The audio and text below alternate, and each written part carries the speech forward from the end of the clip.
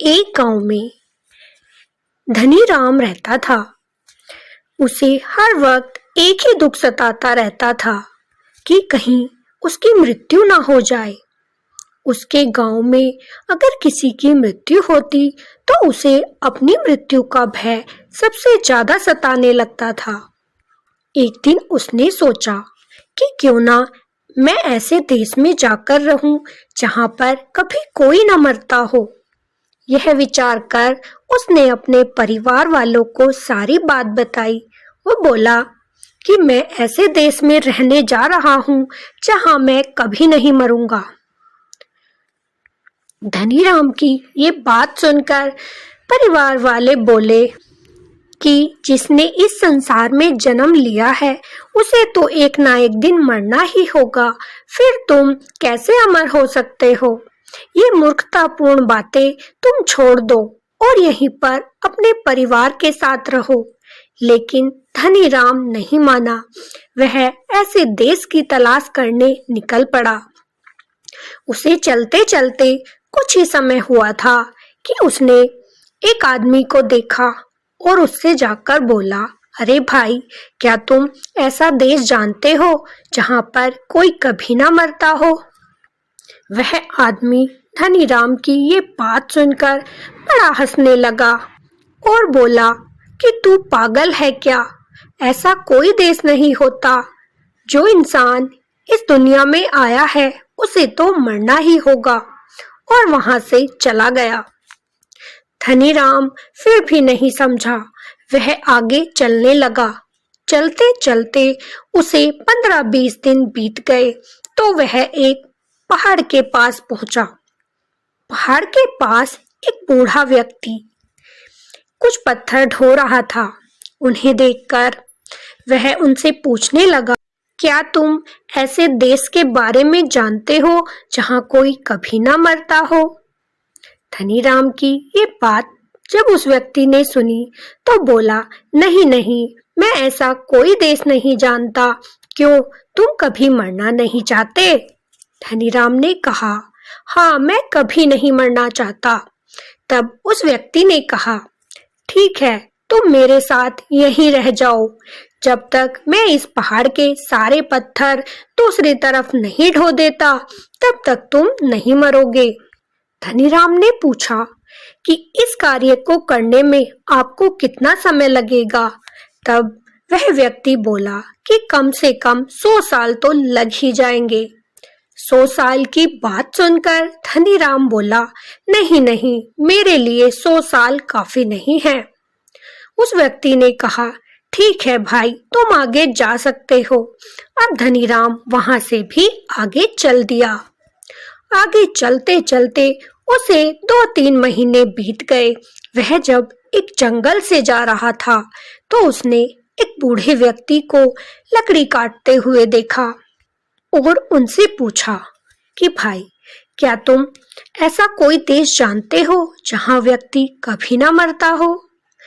उस व्यक्ति ने जब धनी राम की ये बात सुनी तो वो बोला, क्यों, तुम मरना नहीं चाहते?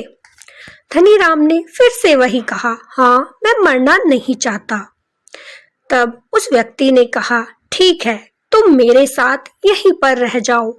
जब तक मैं इस जंगल की सारे पेड़ों की खराब लकड़ियां काट नहीं देता तब तक तुम नहीं मरोगे। अब धनी राम ने फिर से उस व्यक्ति से वही सवाल पूछा कि इस कार्य को करने में तुम्हें कितना समय लगेगा? तब उस व्यक्ति ने कहा, मुझे कम से कम 200 साल तो लग ही जाएंगे। 200 साल भी धनी राम को काफी नहीं थे, इसीलिए वो वहां से भी चला गया। आगे चलते चलते न जाने कई महीने तक वह चलता ही रहा। फिर वह एक समुद्र के पास पहुंचा। वहां पर एक बूढ़े बाबा बैठे हुए थे। उन्हें देखकर फिर से धनी राम ने पूछा कि बाबा, क्या तुम कोई ऐसा देश जानते हो जहां पर कोई व्यक्ति कभी ना मरता हो? तब उस बूढ़े बाबा ने कहा, तुम सही जगह पर आए हो। जब तक ये बत्तख इस समुद्र का सारा पानी नहीं पी लेगी तब तक तुम नहीं मरोगे, तुम मेरे साथ रह सकते हो।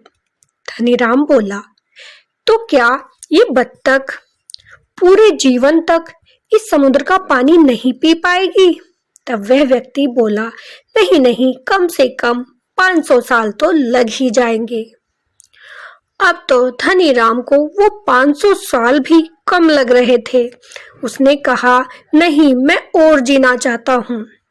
उस व्यक्ति ने कहा, बेटा, जी जी कर थक जाओगे, इतना कैसे जी पाओगे?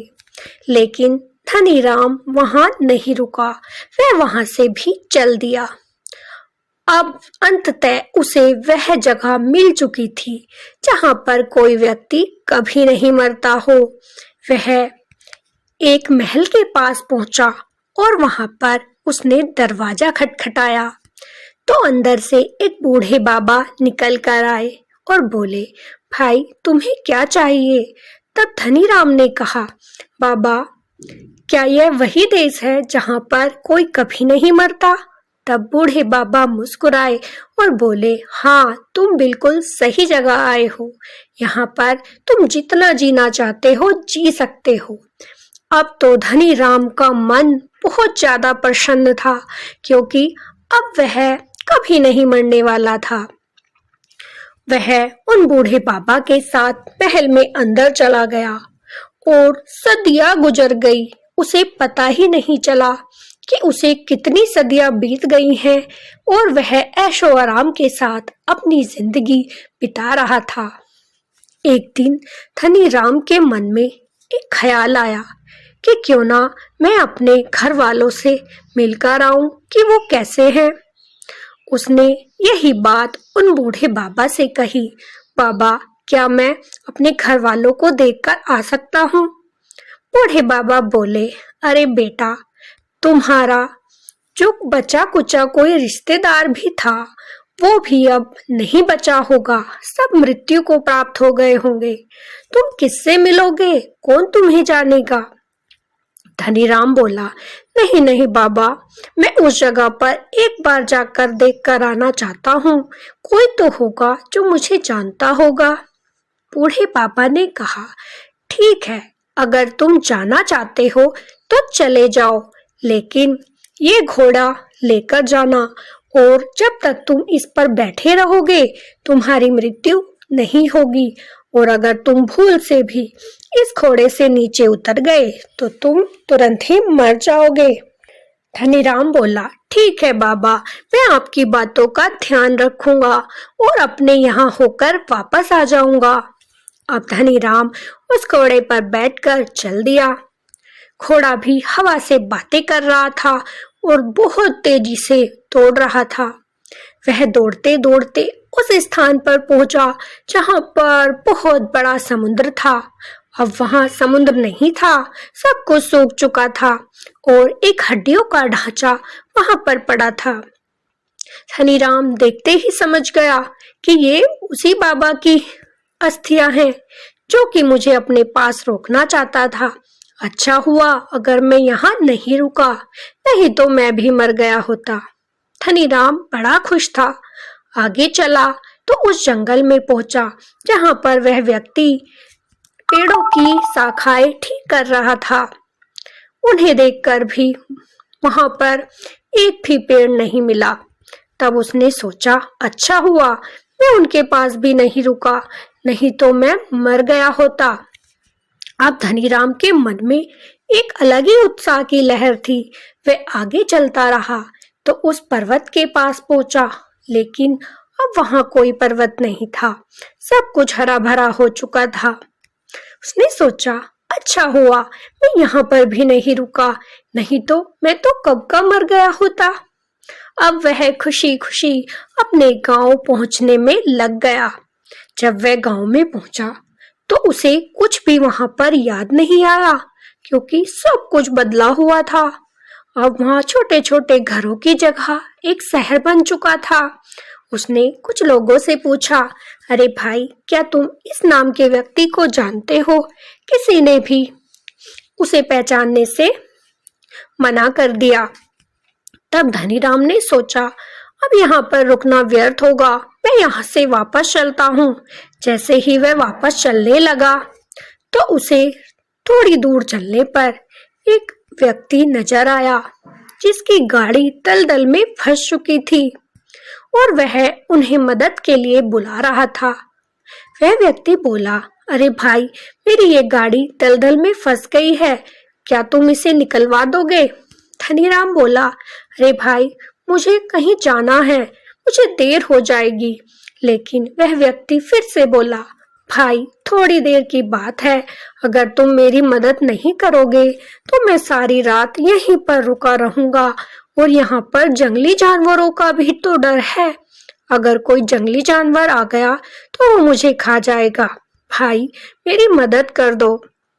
धनीराम ने सोचा कि 2 मिनट की बात है, मैं इसकी मदद कर देता हूँ। जैसे ही धनीराम नीचे उतरने लगा तो उस व्यक्ति ने उसका हाथ पकड़कर नीचे खींच लिया और बोला कि क्या तुम मुझे नहीं जानते? मैं वही हूँ जो कई 100 सालों से तेरा पीछा कर रहा था और आज मैंने तुझे पकड़ लिया है। अब मैं तुझे मृत्यु जरूर दूंगा। ये बात सुनकर धनीराम सब समझ गया और वह वहीं पर मर गया। वह व्यक्ति कोई और नहीं, वह खुद महाकाल थे जो धनीराम को लेने आए थे और उन्होंने उसे घोड़े से नीचे उतार ही दिया था। घोड़े से नीचे उतरते ही धनीराम की मृत्यु हो गई थी। तो ये तो जीवन का सत्य है कि अंत में हर किसी को मृत्यु ही आनी है, लेकिन अपने जीवन को मृत्यु के भय से हमें जीना तो नहीं छोड़ना चाहिए। हंसी खुशी से अपने जीवन को जिए और मृत्यु का भय ना करे, क्योंकि वो तो हमारे जीवन का एक अटल सत्य है और वो तो एक ना एक दिन आकर ही रहनी है। तो आपको ये कहानी कैसी लगी कमेंट में जरूर बताइएगा। फिर मिलेंगे ऐसी ही प्यारी प्यारी कहानियों के साथ। तब तक के लिए राधे राधे, जय श्री कृष्ण।